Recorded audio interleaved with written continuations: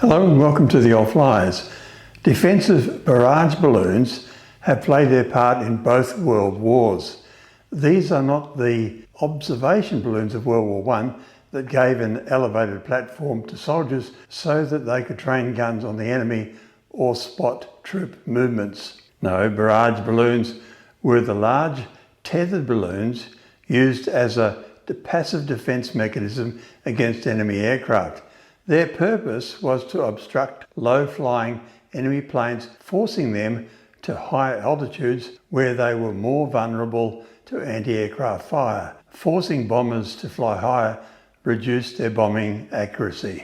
The London Barrage Balloon Shield employed hundreds protecting the city during the Blitz. The Soviet Union also employed them to defend industrial areas. Barrage balloons were first used by the British in 1917 against German Zeppelins and bombers.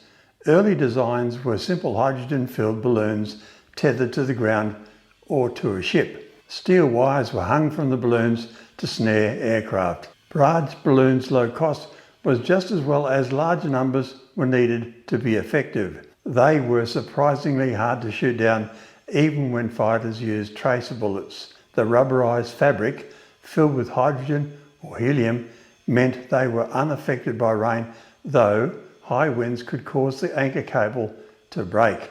That is just what happened on the night of the 17th of September 1940. A gale broke loose a number of British barrage balloons and carried them across the North Sea.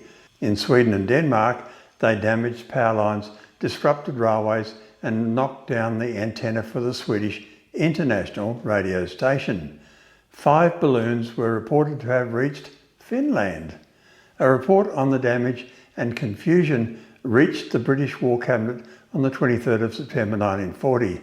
Winston Churchill then directed that the use of free-flying balloons as weapons against Germany should be investigated. Captain Gerald Bannister, director of boom defence and a proponent of using balloons as a weapon of offence, pressed the point. Thus was born Operation Outward.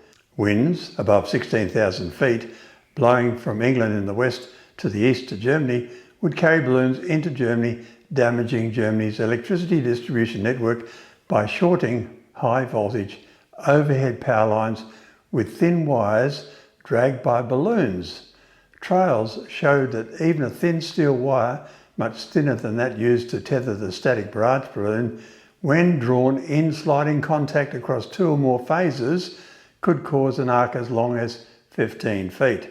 The arc's heat could melt the aluminium outer layers and then the reinforcing steel centre strands of the conductors. Even if the cable was not severed, the conductors would be weakened so that they would be susceptible to breaking by snow, ice, wind.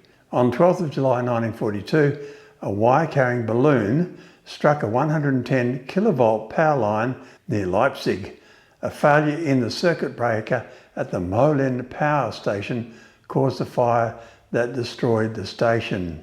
Similar but smaller wind-blown balloons were also used to carry incendiary devices to ignite forest fires, thus tying up personnel. In August 1942, launches reached 1,000 per day and later increased to attacks involving up to 1,800 balloons, all launched over a period of 3 to 4 hours.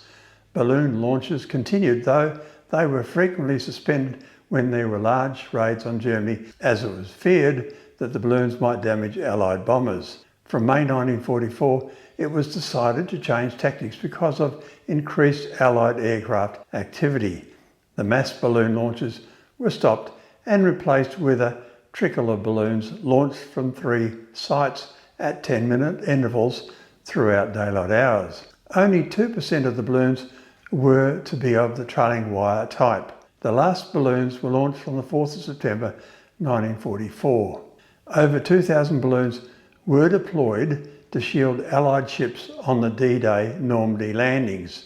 Balloons have a psychological impact in that they deter low-level strafing. The Luftwaffe pilots conducting strafing attacks over England during World War II made sure they were well clear of balloons. From mid-1943 onwards, Allied pilots conducting low-level strafing in Europe without encountering barrage balloons, though kept an eye out for obstacles such as power lines, towers, church steeples and flak. Post-World War II, barrage balloons have been rendered obsolete due to jet aircraft and advanced missile systems, the exception being their use to protect against drone attacks.